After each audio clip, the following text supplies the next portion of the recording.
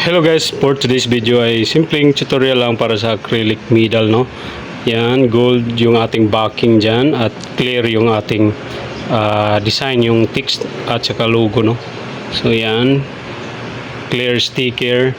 Then yung backing ay matte gold na sticker. Then yung ating sling ay silver at saka gold na satin. Satin ba tawag dyan? So ito.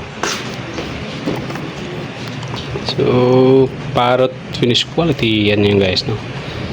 Then, ito yung ating pinapaprint na sticker. Yan, clear yan. Clear sticker yan, guys. Yan, clear yan. Then, naka-mirror.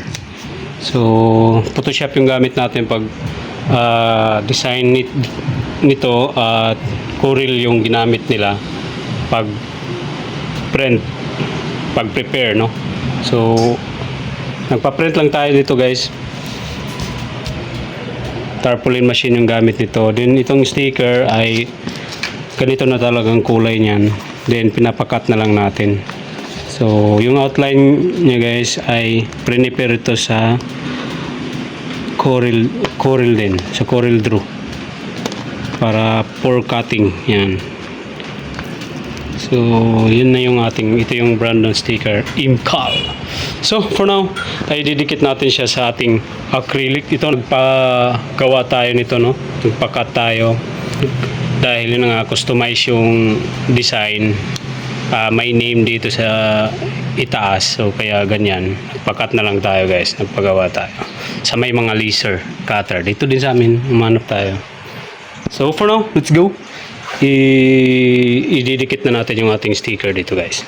So yung kailangan lang natin ay syempre itong ating squeegee at syempre itong ating, para hindi agad didikit talaga, no? Kailangan natin ng Joy na dishwashing liquid, guys, yung ginamit natin dito, guys, para hindi agad didikit yung ating sticker dun sa ating acrylic, no? So let's go. 아무렇지 않은 듯한 모든 게